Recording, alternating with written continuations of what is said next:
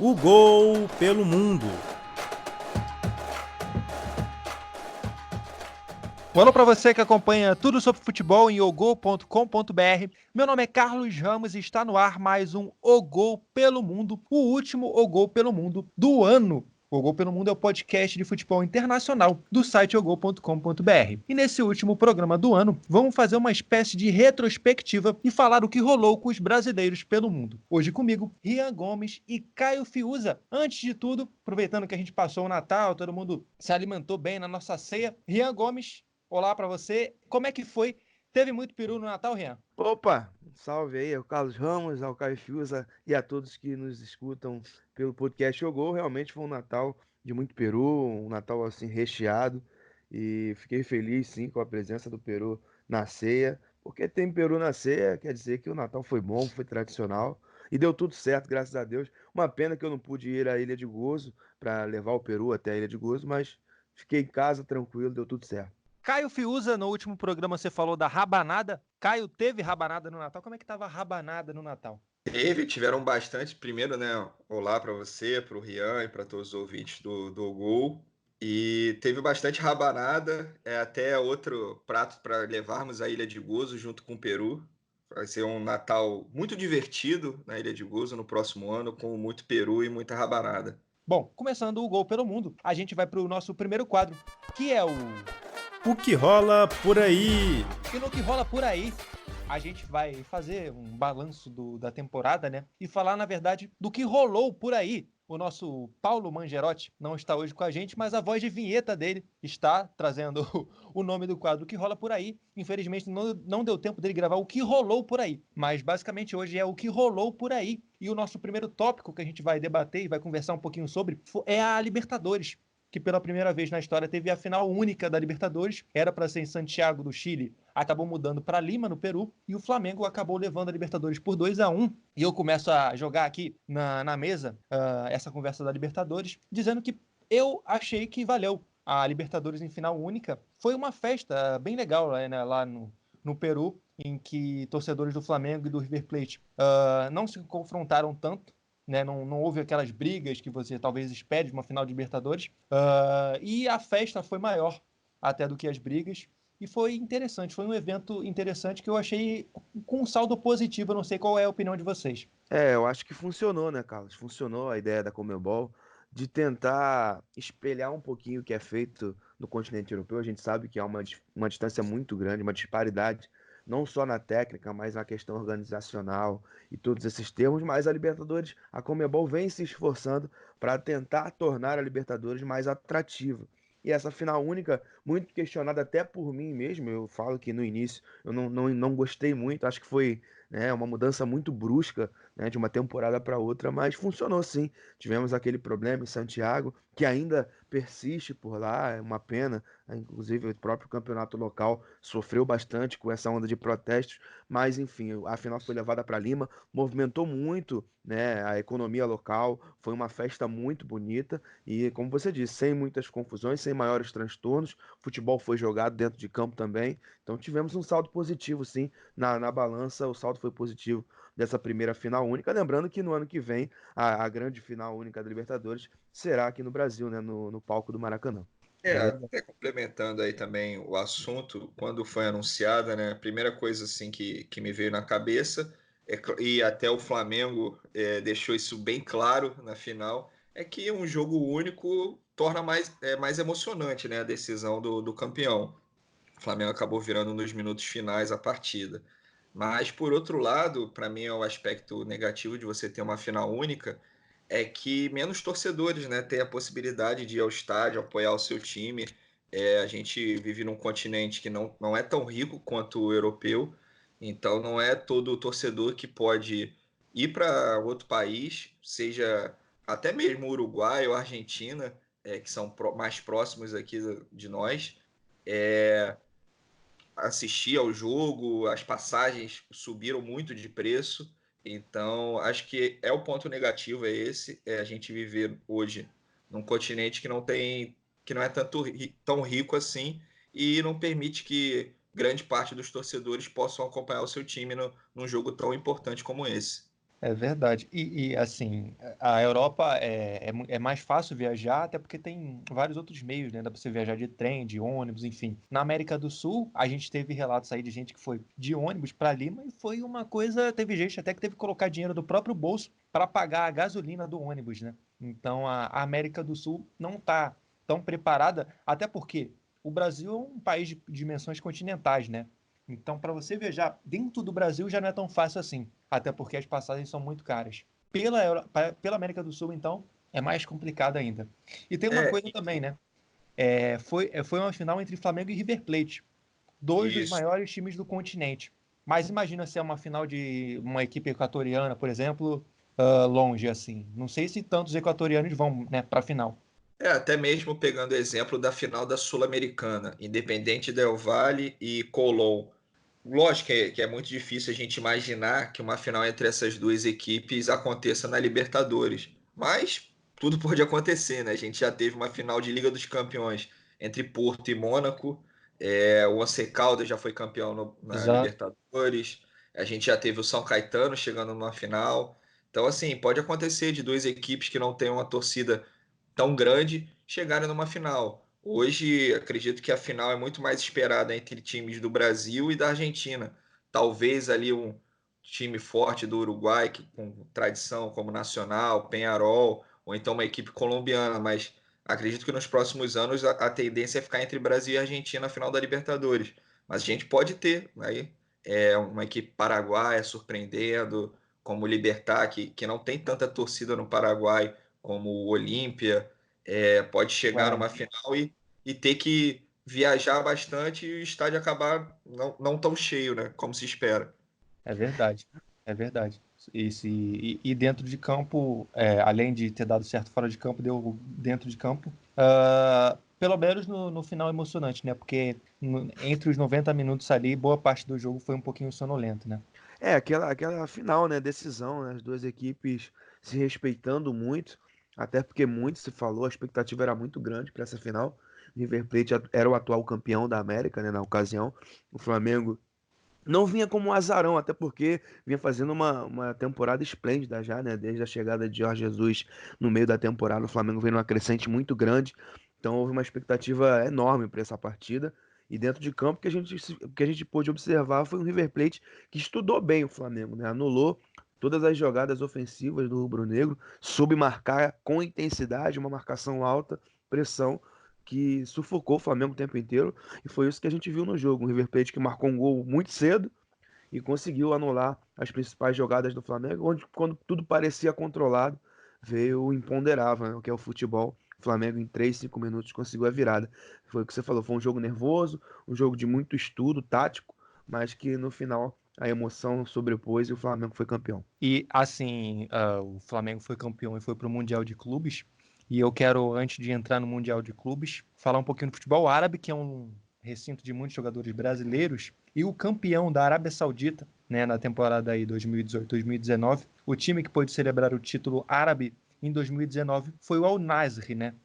A gente tem a ciência aí que o principal, talvez, clube, até pelo título continental aí da Ásia, foi o Al Hilal, ex-equipe do Jorge Jesus, do Obafemi Martins e tal, do Gomis, perdão, mas o campeão árabe, na verdade, foi o Al Nassr, numa última rodada emocionante, né? O Al Nassr acabou campeão da Arábia Saudita com apenas um ponto de frente para o Al Hilal, e na última rodada teve que ganhar o seu jogo, ganhou de 2-1 do Al Batin para conseguir conquistar aí o título da Arábia Saudita, né?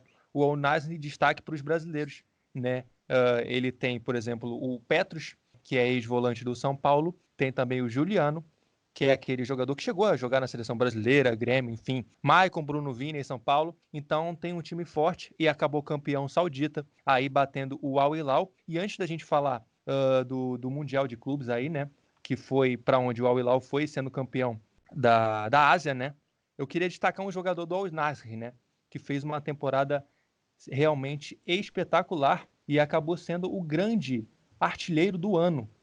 Se você for contar aí todos os times do mundo, o artilheiro principal do ano, e a gente tem no site o Gol todos os números dele, vou tentar aqui falar o nome dele com a ajuda divina. O nome dele é Abdezahat Hamdallah. Hamdallah é fácil, ok. Hamdallah é o nome do rapaz. Ele é marroquino, tem 29 anos e fez, pasmem, 57 gols em 37 partidas na temporada. Fez mais gols que qualquer um aí, com uma média incrível de 1,54 gol por partida. Ele foi o principal artilheiro do campeonato saudita e terminou a temporada aí com 57 gols em 37 partidas.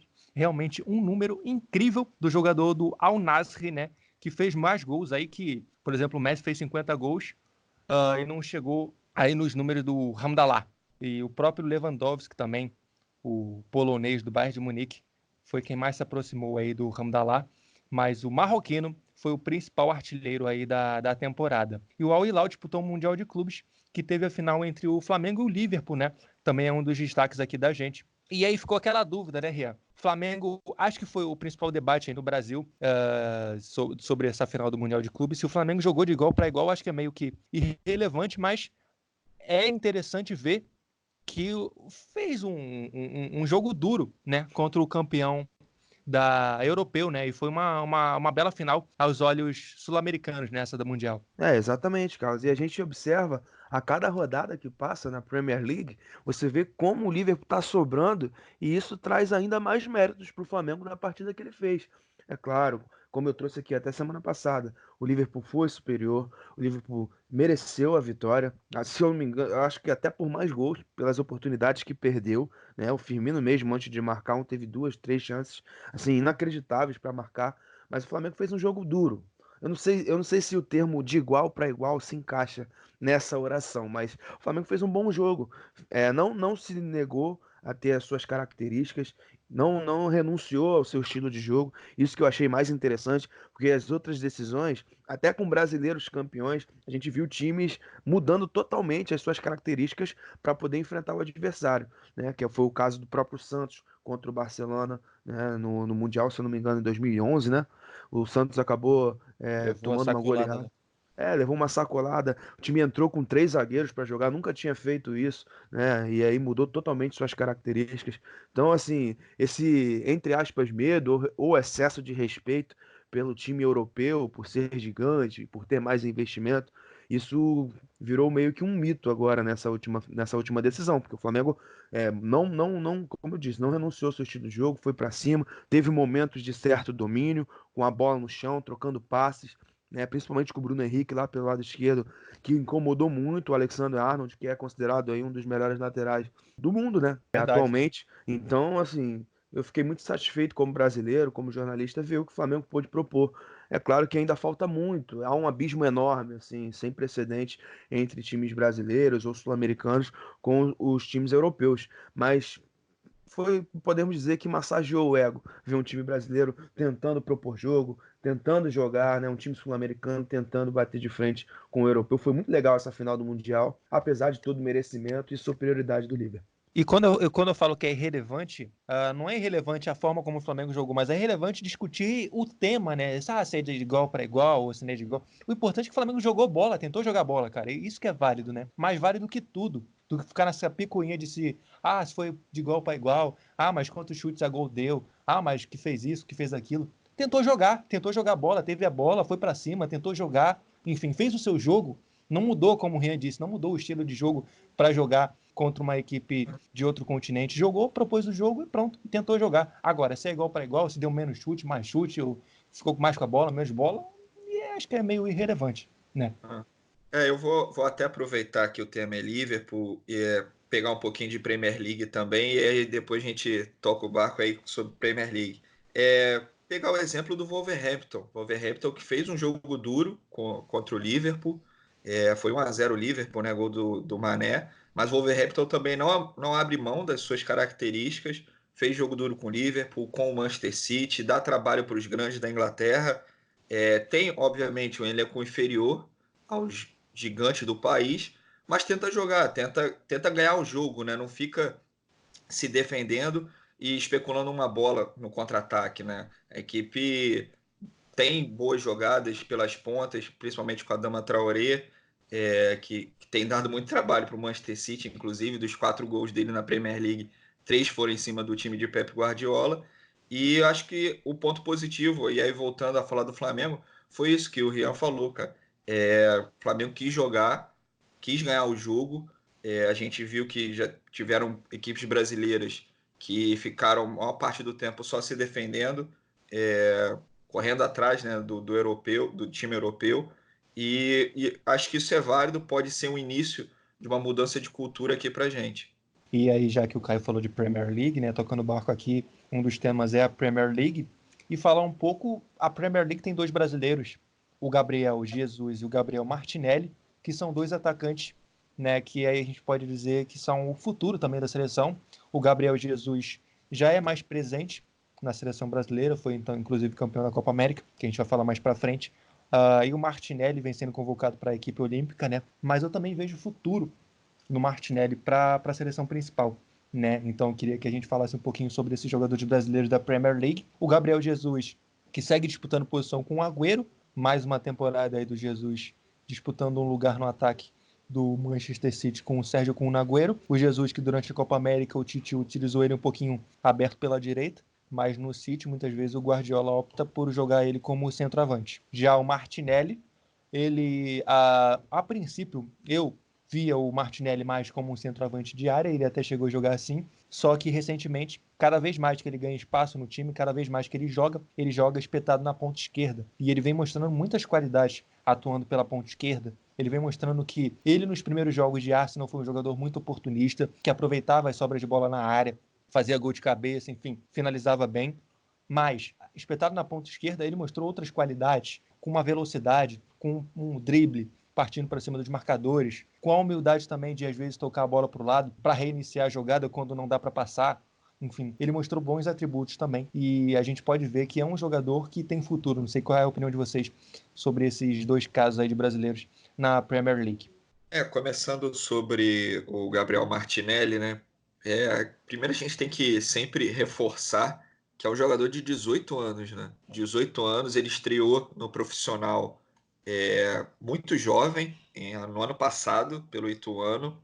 Aí teve o grande destaque nesse ano, de 2019, no Campeonato Paulista. Fez 6 gols, deu muitas assistências. E a gente olhar números só, né? Você vê que o Gabriel Martinelli ele participou de 17 jogos do Arsenal e fez 8 gols. Só que são 17 jogos em que alguns ele entra no segundo tempo, naqueles últimos minutos, até para ir pegando uma rodagem. Mas, obviamente, futebol não é só número ali dentro de campo, partidas e gols marcados. É a participação dele, é o que ele faz durante o jogo. E isso tem chamado bastante atenção na Inglaterra, não só na Inglaterra, como aqui no Brasil também. A gente tem visto com bons olhos essas atuações dele.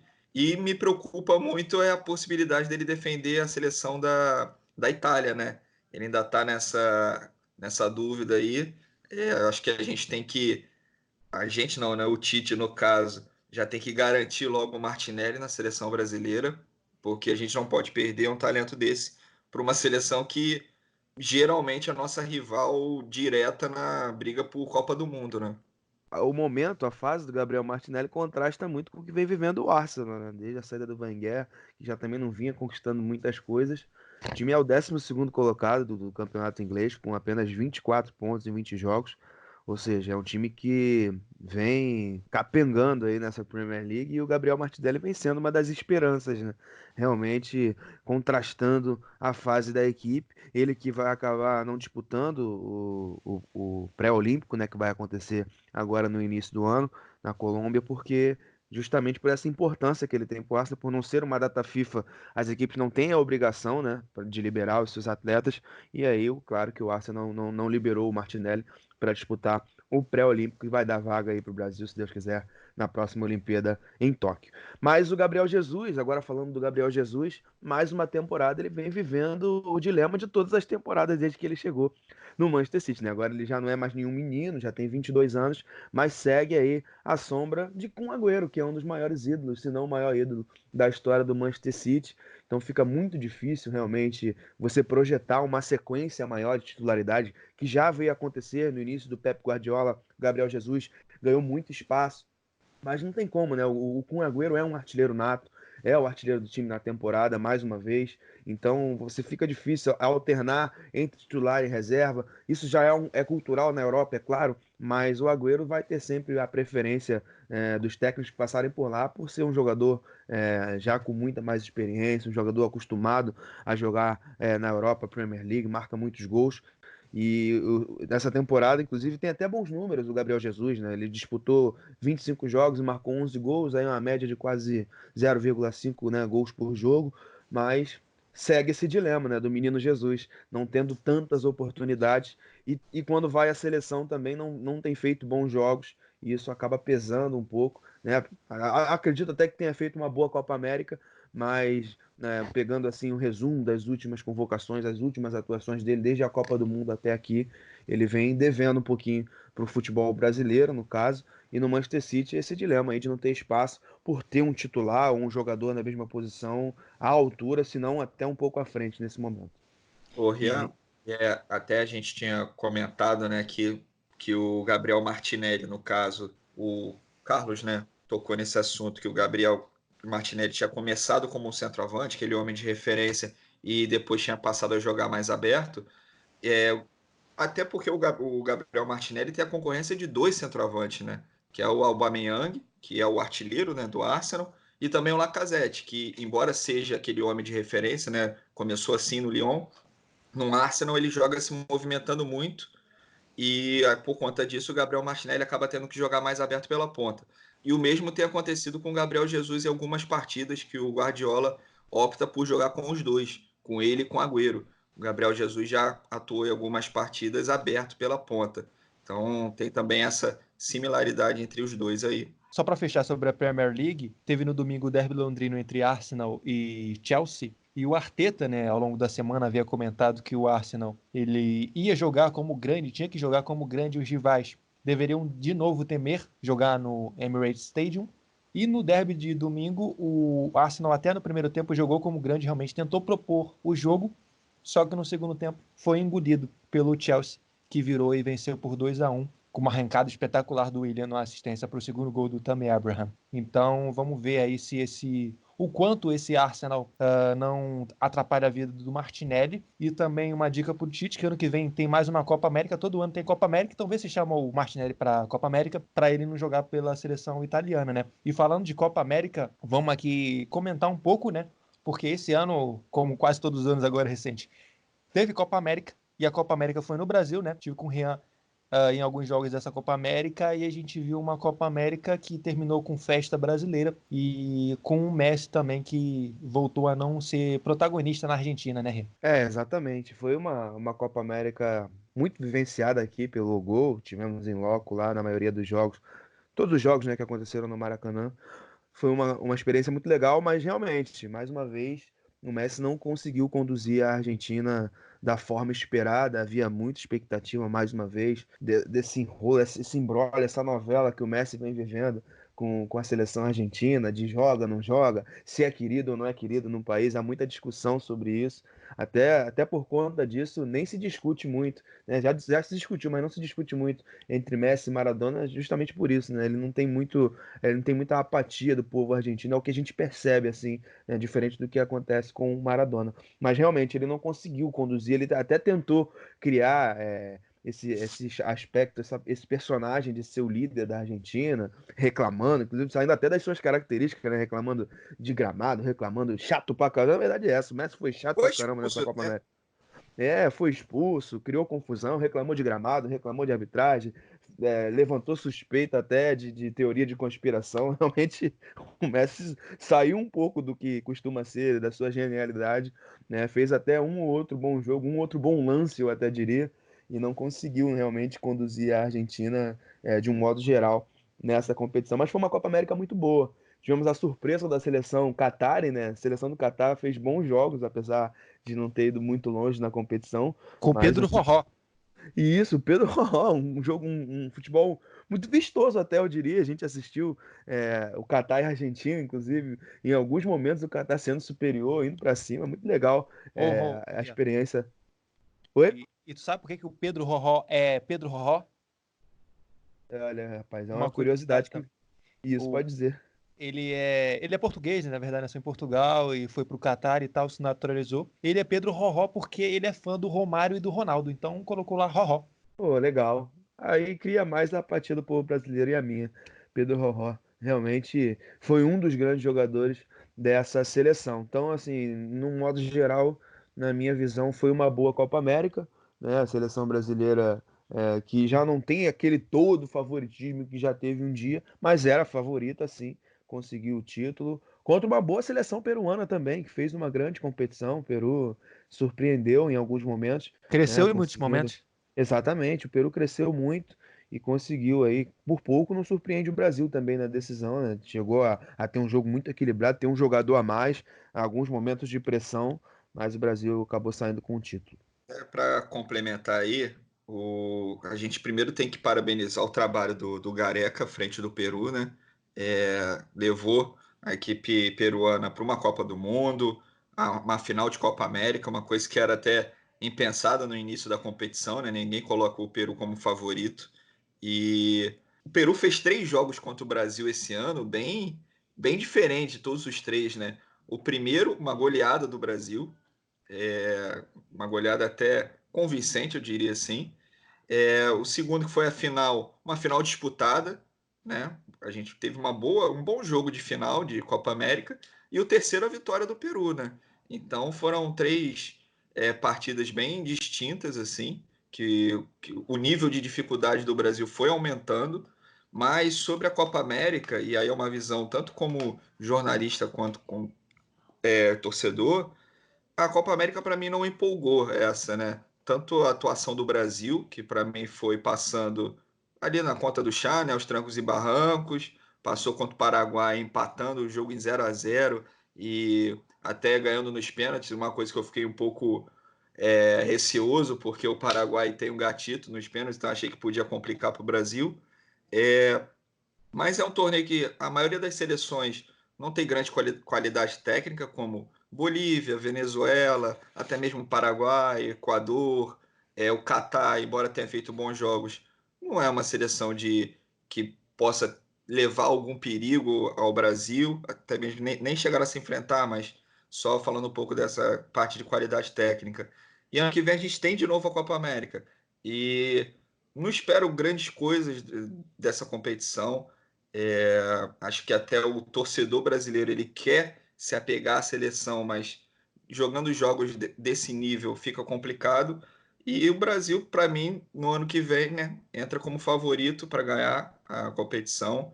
E só mais um comentário: vocês estavam falando do Messi, da seleção argentina. Eu acho que a imprensa brasileira, no geral, passa muito a mão na cabeça do Messi em relação à seleção argentina. Várias vezes a gente escuta, mas o Messi não tem companhia, a seleção argentina é uma bagunça e tudo mais. Cara, o Brasil já trocou de técnico várias vezes, desde que eu me lembro de ter visto o primeiro jogo da seleção. Já passou Tite, Dunga, Mano Menezes, Vanderlei Luxemburgo, e o Brasil vira e mexe está ganhando algum torneio. A Argentina, anos que não ganha. Olha quem o Messi tem de companhia. O Rian até tocou no Agüero, que é o maior artilheiro do Manchester City. Tem o Higuaín, tem o Di Maria, tem agora uma nova geração chegando. Então, assim, Lautaro, o rei Lautaro. Lautaro, Dybala, companhia ele tem, e eu acho que até ele tem mais companhia às vezes do que o Neymar na seleção brasileira. E eu acho que a imprensa, no geral, ameniza isso, porque a imprensa espera-se, né, um grande título do Messi com a seleção argentina. Verdade. E para a gente fechar aí torneios disputados no Brasil, esse ano teve também o Mundial Sub-17, que o Brasil venceu. Foi um torneio disputado em arenas mais afastadas, né? Até a final foi inclusive no Bezerrão, em Brasília, e a seleção brasileira acabou campeã desse torneio. O Brasil até que inicialmente não ia jogar, jogou porque era o país sede e acabou faturando o torneio, talvez até sem as duas principais promessas na categoria sub-17 do país. O Thales Magno, do Vasco, ele foi convocado, chegou aí, só que se machucou ao longo do torneio. E o Renier, do Flamengo, o Flamengo não liberou. O Renier foi meio corpo mole aí e acabou não indo. até porque ele já era figura importante na equipe do Flamengo, que acabou campeão do Brasil e da Libertadores. O que vocês têm a dizer sobre esse Mundial Sub-17? Foi o que você trouxe, né, Carlos? O Brasil nem sequer se qualificou para essa competição, até porque não conseguiu a vaga no Sul-Americano. Um ano que iniciou muito ruim para as categorias de base da seleção brasileira, não conseguindo classificações em torneios importantes, no Sub-17, no Sub-20, realmente é um trabalho que agora, né, segundo os dirigentes da alta cúpula da CBF, da Confederação Brasileira de Futebol, vai entrar no momento de reestruturação. Eu, assim, sou como São Tomé, eu só acredito vendo, mas eu já consigo ver já alguma mudança. Mas realmente um ano que começou triste assim para as categorias de base do Brasil e terminou com esse título mundial sub-17, um título que na minha visão foi uma certa surpresa, porque tínhamos grandes seleções, né? Como todo ano, como todo mundial, as seleções africanas sempre como favoritas, né? Pelo vigor físico, né? É muito semelhante, né? O futebol do sub-17 com os profissionais, né, dos continentes africanos, é um ritmo muito forte para a categoria, então acaba sobrando aí algumas seleções como Gana, Nigéria, sempre entram como favoritas. Mas o Brasil, na minha visão, ao meu ver, como um certo azarão, foi passando fase por fase, a confiança foi aumentando ao longo da competição, muito por conta dos resultados, né, viradas assim impressionantes, como foi o caso contra a França, até depois contra o México também. Então, o Brasil terminou empolgando, né, mesmo sem seus principais jogadores, como você bem trouxe. Nós tivemos gratas surpresas aí, né, o Gabriel Menino do Palmeiras, o próprio Lázaro do Flamengo, que não era titular, mas entrou e marcou gols em momentos importantíssimos assim para a seleção. Então, a gente pode lapidar aí alguns jogadores, ou pelo menos ter uma visão mais específica, olhar mais atentamente para esses meninos que podem sim dar um futuro melhor aí para nossa seleção brasileira. Isso que o Rian comentou, para mim, foi determinante na conquista do título do Brasil.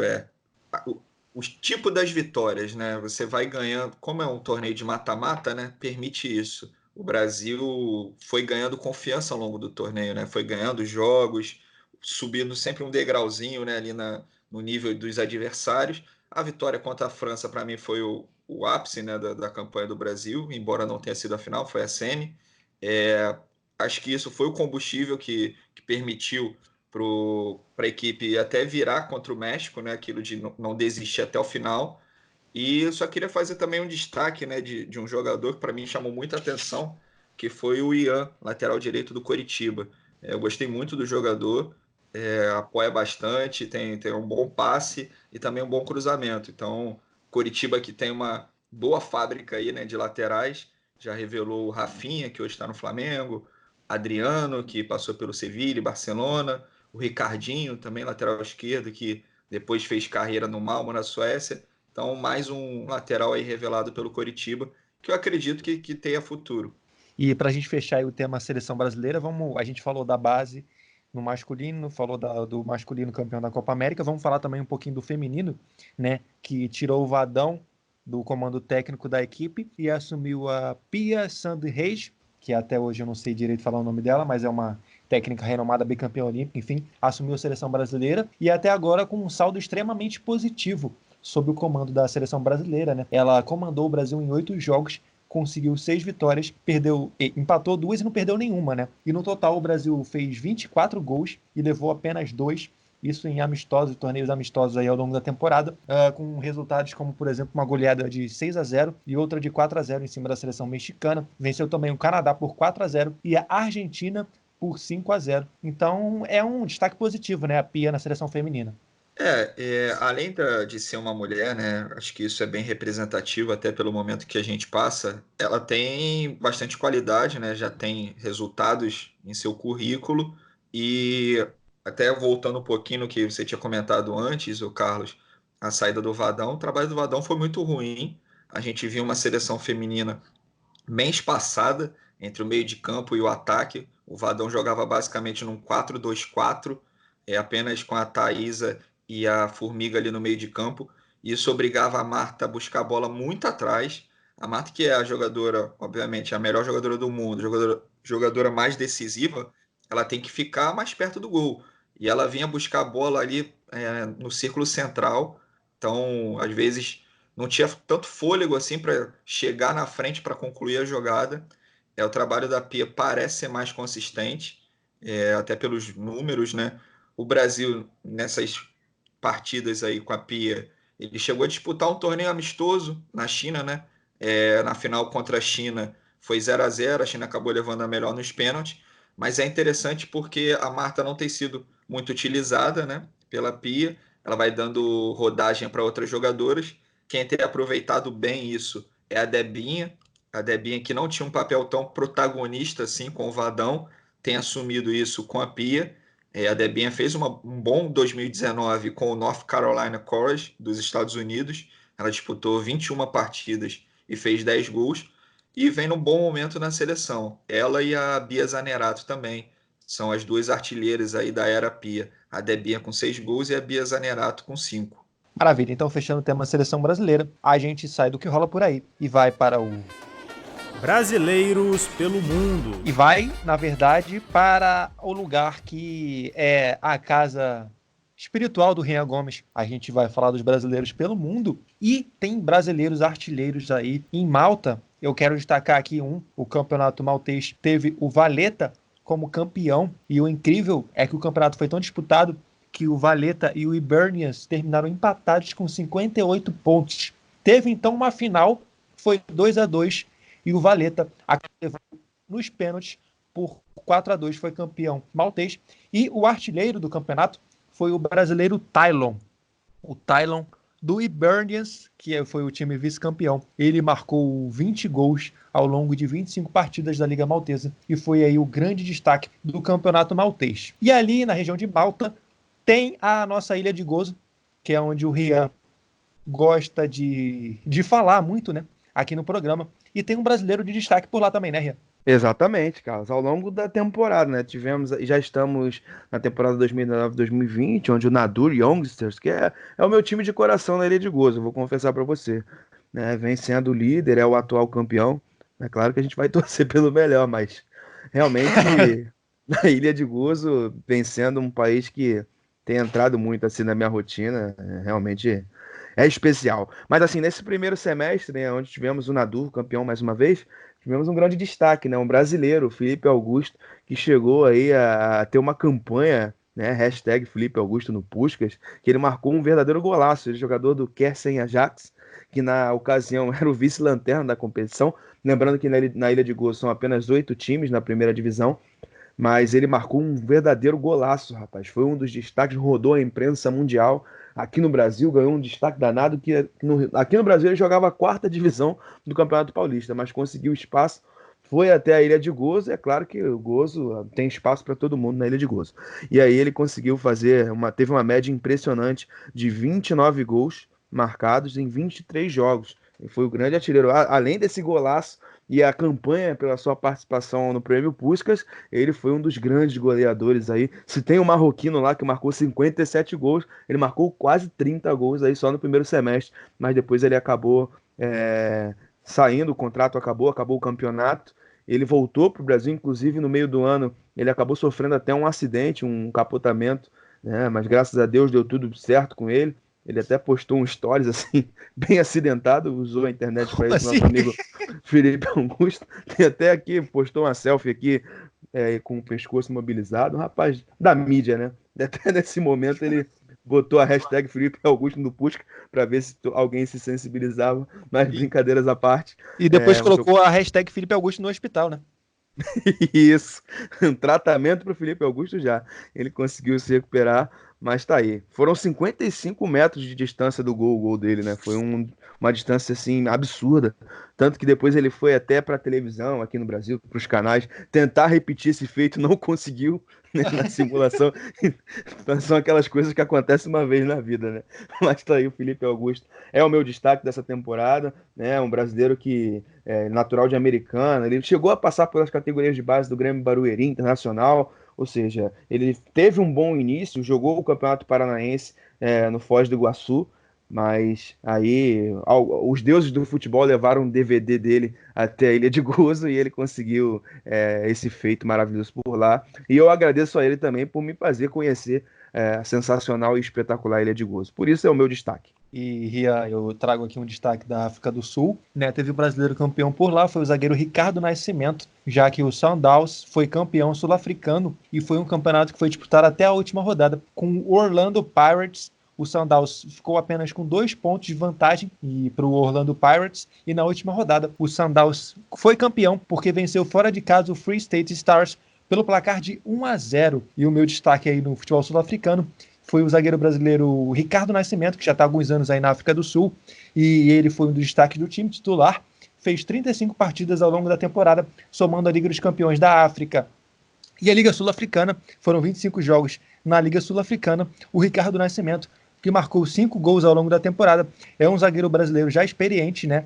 O nosso Ricardo Nascimento já tem 32 anos, enfim, tem uma carreira aí longa já no futebol, e aí foi campeão sul-africano pelo Sundowns, o Sundowns que foi até a semifinal da Liga dos Campeões da África. Então esse é o meu destaque aí no Brasileiros pelo Mundo na África do Sul. O Ricardo Nascimento, campeão pelo Sundowns, campeão em 2019, da temporada que foi a 2018-2019. E um brasileiro que também foi campeão, mas que a gente vai ter que falar um bocadinho sobre ele, né? E é um pouquinho mais conhecido, que é o nosso Neymar, né?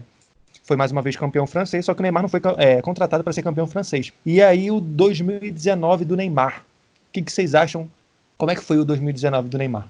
O 2019 do Neymar acaba bem, né? Porque nos últimos 5 jogos pelo PSG ele fez 4 gols e deu várias assistências. Mas o 2019 dele foi bastante conturbado. Lá no início do ano, ali mais ou menos próximo da Copa América, né? Teve aquela questão da acusação de estupro. Depois a lesão, que acabou tirando ele da Copa América, saiu a suspensão na Liga dos Campeões pelos insultos ao árbitro. Então foi um 2019 bem turbulento, que mais uma vez ele esteve longe aí da disputa para ser melhor jogador do mundo, forçou uma barra para sair do PSG e essa saída acabou sendo frustrada, ele continuou na equipe, isso gerou uma antipatia dos torcedores na França, até faixas foram levadas com xingamentos a ele e também ofensas ao pai dele. Não acredito que seja um ano para ele guardar com muito carinho. Principal esperança aí do Brasil dentro de campo, líder técnico, né? Então, mas ele tem tudo agora para reverter isso, né? Em 2020, o PSG é uma das equipes mais fortes do continente europeu e acredito que tá na hora do PSG dar esse passo adiante, chegar nas fases mais agudas da Liga dos Campeões. Até como você comentou, Carlos, ele foi contratado para isso, não foi para ser campeão francês, até porque ele nem precisa jogar o campeonato francês, nem ele, nem o Mbappé, nem o Cavani precisam jogar, porque o PSG vai ganhar com tranquilidade a competição nacional e as Copas também. Esse trio é formado para ser campeão da Liga dos Campeões, é para isso que ele está lá, e acredito que ele, no melhor nível dele, ele tem tudo para liderar a equipe rumo a esse título inédito. E o Neymar, só rapidinho para eu falar dos números do Neymar, ele fez 16 gols em 26 jogos com a camisa do Paris Saint-Germain no ano inteiro, uma média de 0,62 gols por jogo. E Rian, nesse jogo que o Caio citou da faixa ali de protesto, né? Na faixa estava escrito que o Neymar deveria ser vendido na Vila Mimosa. Não chegou a tanto. Ele até marcou um gol de bicicleta nesse jogo, calando a torcida. Mas no fim o Neymar não foi vendido na Vila Mimosa, né, Rian? Exatamente. O que seria uma pena, uma lástima, né? Que é um dos maiores polos gastronômicos aqui do Rio de Janeiro, se é que você me entende. Mas não. Polo gastronômico é bom, hein? Um centro comercial muito interessante aqui do Rio de Janeiro. Fizeram entretenimento adulto. Opa, bastante. Não que seja muito da minha preferência, né? De vez em quando a gente pensa. Mas, sim, realmente não chegou a tanto. Houve uma pesquisa, um estudo de caso muito grande da torcida, né, dos ultras do PSG que chegaram até a Vila Mimosa. Realmente foram horas de pesquisa árdua aí para chegar até essa área maravilhosa aqui da nossa cidade. Maravilhosa, Ria. Fala do Neymar para não se comprometer mais. Mas assim, falando do Neymar, realmente, né, foi um ano muito difícil para ele, principalmente fora de campo, né, mais fora de campo do que dentro, porque conviveu com lesões, não conseguiu atingir mais uma vez a expectativa de todos. Acho que ele ainda está devendo o investimento que foi feito, até por isso que o PSG faz jogo duríssimo para a saída, para as eventuais saídas dele, sempre surgindo boatos. Barcelona vem forte, depois surge o Real Madrid, enfim. Eu acredito que o PSG não vai liberar o Neymar enquanto ele não entregar o investimento que foi feito. Essa é a expectativa. Ele deu áreas de que pode se recuperar, né? Esse fim de temporada, esses últimos jogos trazem um ar de esperança para o Neymar em questão de atuação. Ele vem jogando mais para o coletivo, distribuindo passes, deixando o egoísmo de lado, vem fazendo um bom fim de temporada, fim de ano, né, na verdade, nesse 2019, mas realmente foi um ano muito ruim do Neymar, assim, nos aspectos gerais, dentro e fora de campo.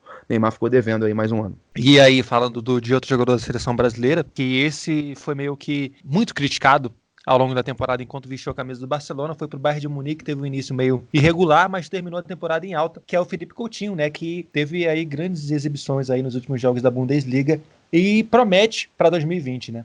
O Philippe Coutinho, né, teve vários problemas, né, ao longo da sua passagem pelo Barcelona, até críticas da torcida, e ele também criticou a torcida, fez um gesto como se não estivesse ouvindo, né, as reclamações, acabou sendo negociado com o Bayern de Munique, e num Bayern de Munique que vem ainda tropeçando, ainda não engrenou, até por conta disso o campeonato alemão está bem disputado, né? Mas o Philippe Coutinho vem tendo bons jogos, vem se firmando ali na equipe do Bayern de Munique, ele ainda está emprestado ao clube alemão, o clube alemão pode ter o direito de compra, né, ao final da temporada. O Philippe Coutinho já disputou 22 jogos pelo Bayern de Munique, fez 7 gols, então está num número muito bom, né, só para a gente fazer uma comparação. Na última temporada pelo Barcelona foram 54 jogos e 11 gols. Mas eu acho que ainda falta, se tratando de seleção brasileira, falta o Philippe Coutinho ter um protagonismo maior na seleção. Acho que ele tem bola para dividir esse protagonismo e essa liderança técnica com o Neymar. E o grande ápice aí do Coutinho na temporada foi a exibição contra o Werder Bremen, né? Que foi uma goleada. O Werder Bremen até saiu na frente com o Rashica, mas o Bayern de Munique virou e goleou por 6-1. E o Coutinho fez 3 gols e deu 2 assistências em uma exibição aí à la Coutinho, né? Nos bons tempos aí do nosso glorioso Philippe Coutinho. E outro brasileiro pelo mundo que a gente quer destacar aqui, e também teve passagem pela seleção brasileira, talvez não volte para a seleção brasileira, mas enfim, fez uma história na seleção brasileira, que é o Paulinho, que jogou até mais avançado no Guangzhou Evergrande e conseguiu terminar a temporada do Campeonato Chinês com 19 gols, números impressionantes do Paulinho, né? Exatamente, o Paulinho, mais uma temporada artilheira, né? Já na temporada passada, em 2018, ele também já havia marcado muitos gols, foram 13 gols em 19 jogos, né? E agora, com um número maior de jogos, é claro, ele marcando ao fim da temporada, foram 19 gols no Chinesão, mas ele marcou 22, né, em todo o ano de 2019 em 42 jogos, ou seja, uma média aí de um gol a cada 2 jogos. Então, realmente, o Paulinho sendo importante para o time do Guangzhou Evergrande, que foi mais uma vez campeão do campeonato chinês, e tendo a participação assim efusiva e decisiva mesmo do jogador, que, como o Carlos bem trouxe, é diferente do que vinha fazendo na seleção, percebendo também essa sua característica mais ofensiva, ele consegue se adiantar um pouco mais. É impressionante a presença que ele tem, né? A chegada da área que ele tem. Desde os tempos de Corinthians, ele sempre teve essa característica de ser um homem surpresa, de chegar com muita presença na área, né? Ganhando a maioria das divididas com os zagueiros, e não foi diferente nessa temporada do Chinesão. Ele acabou sendo aí o vice-artilheiro, um jogador, né, um meio-campista, um médio, agora quase ofensivo.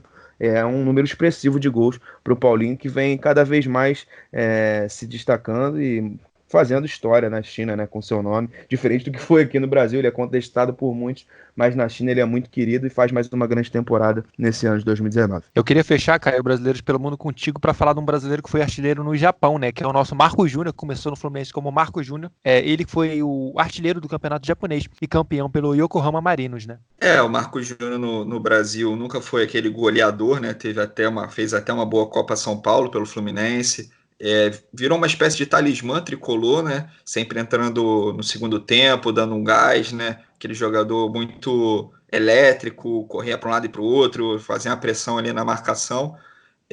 Teve uma passagem também pelo Vitória, que também não foi goleadora, mas no campeonato japonês ele ajudou, né, o Yokohama Marinos a ser campeão nacional. Foi o artilheiro da temporada com 15 gols. E o Yokohama Marinos acabou levando esse título 6 pontos à frente do vice-colocado, que foi o FC Tóquio. Então, uma temporada muito boa aí do Marcos Júnior. Como ele mesmo diz, né? Ele resolve. Resolveu aí o nosso querido Marcos Júnior, campeão japonês e artilheiro do campeonato japonês pelo Yokohama. Yokohama que tem outros brasileiros também, o Eric, né, que é o ex-Botafogo, Matheus e Edgar Júnior, todos esses no ataque, tem também na defesa o Thiago Martins. Pra gente fechar o ano com chave de ouro aqui no Gol pelo Mundo, a gente vai pro nosso último quadro de hoje, que é o Loucuras pelo Mundo. E Rian Gomes tem a chamada Volta dos que não foram, né? E esse ano a gente vai no Loucuras pelo Mundo relembrar um gol que foi, mas não foi, e foi depois como é que você conta isso aí? Rapaz, eu fiquei pensando aqui a manhã inteira, a tarde inteira, como eu iria retratar esse gol, porque foi um gol muito louco e até hoje eu não consigo entender se realmente aconteceu, se não aconteceu, se aconteceu, não sei se aconteceu, como diria o nosso amigo João Paulo na Copa Tá São me Paulo deixando Futebol confuso aqui, Rian. Foi uma entrevista mais ou menos assim que traduz exatamente o que foi esse gol. Foi um trabalho árduo selecionar um lance bizarro em 2019 para resumir o que foi esse ano de tantas bizarrices. É zagueiro mordendo cabeça de atacante, é enxame, é abelha picando todo mundo, enfim, foi muita coisa engraçada que aconteceu nesse ano de 2019, mas como eu sou um cara paz e amor, vou terminar tranquilo, sem causar polêmica, vamos falar de um gol que aconteceu, mas não aconteceu, que no fim das contas acabou acontecendo, mas do outro lado. O campeonato croata, o croatão, foi um grande jogo. Foi na 13ª rodada, o jogo entre, me perdoem a pronúncia, tá, gente? Slaven Belupo, que era o lanterna da competição na ocasião, saiu atrás do placar diante do vice-líder também, de momento, que era o Hajduk Split. Mais ou menos isso aí, Hajduk Split, é assim que tá escrito. E teve uma boa oportunidade para empatar, rapaz. O goleiro saiu jogando errado. Mentalizem comigo, o goleiro tentou sair jogando. E aí o jogador do Belupo interceptou a saída de bola errada do goleirão. Entregou a paçoca. Entregou a paçoca. E aí o jogador do Belupo recebeu esse presente, não é bobo nem nada, jogou por cobertura, encobriu o goleirão da equipe do Hajduk Split. E aí a bola fez o caminho natural das redes, só que, rapaz, ela acertou a trave. E assim, na transmissão e até para quem estava dentro do campo, essa trave trouxe uma ilusão de ótica assim excepcional, como eu nunca vi na minha vida. Todo mundo achou que a bola havia entrado e ela não entrou. O goleirão entrou no gol, né? E aí balançou a rede e tal, e com a rede balançando, todo mundo achou que era gol. Contribuiu, acho que até o goleiro achou que a bola entrou também, apesar dele entrou com tudo, não viu nada, só que realmente a bola não entrou, e aí os jogadores pararam para comemorar o gol. Olha que bizarro. Até o goleiro estava no banco de reserva, o goleiro do time estava no banco de reserva celebrando o gol do técnico. Exatamente, foi uma ilusão de ótica que enganou a todos que estavam no estádio, todo mundo saiu para comemorar, mas foi como você trouxe, cara. Quem balançou a rede, na verdade, foi o próprio goleirão, o Pozavec é o nome da figura que causou isso tudo. E aí, um dos que foi celebrar começou a entender de que o juiz não tinha dado gol, então foi em direção ao gol, o time adversário armou um contra-ataque e aí acabou marcando o segundo gol. Olha que bizarro, o jogo seguiu então, vacilo, todo mundo parou, e aí o Juranovic teve todo o espaço do mundo e a esperteza de entender, de repente o cara assistiu muito o ilusionismo na TV, de repente ele viu o nosso Mr. M nos domingos do Fantástico, percebeu que não tinha sido gol, foi lá, correu pro fundo das redes, sem ninguém atrapalhar, sem ninguém incomodar, e marcou o segundo gol da vitória do tal do Split sobre a equipe do Belupo por 2-0. Essa foi a loucura assim que marcou, que até hoje realmente, eu vendo o lance 50 vezes, eu não consigo perceber que ela bateu na trave. Que loucura então, Rian Gomes. E vamos pedir então pro nosso João Pedro explicar pra gente o que aconteceu, João Pedro. Olha, eu não sei o que aconteceu, se aconteceu, não tô sabendo, mas eu acho que o futebol não é isso que aconteceu, porque eu não sei o que aconteceu, mas o futebol foi isso aqui que aconteceu hoje, gols, jogadas bonitas e tô feliz por isso. Então, depois dessa explicação espetacular, fica por aqui o Gol pelo Mundo, o último do ano. Rian Gomes, o que tu espera de 2020? Olha, rapaz, eu espero um 2020 de muitas loucuras, de coisas maravilhosas no continente europeu, em todo o mundo, e que Ilha de Gozo permaneça em nossos corações, em nossas mentes e também, claro, no nosso prazer diário. Verdade, esperamos muito dinheiro também. Caio Fiuza, o que você espera de 2020? Eu espero muitos gols, principalmente dos brasileiros, né, para a gente ter bastante assunto aqui para comentar, que os atletas também, mais atletas, participem, né, do podcast, tragam suas histórias, suas curiosidades, vivências aí pelo pelo mundo e um próspero ano novo para nós, para todos os ouvintes de O Gol pelo Mundo. Exatamente, a gente deseja para todo mundo aí um ótimo 2020. Agradecendo também aos que estiveram conosco aí ao longo do ano, Eduardo Massa, Paulo Mangerotti e Rodrigo Debrum. O Gol pelo Mundo encerra aqui 2019, mas em 2020 tem muito mais. O Gol pelo Mundo.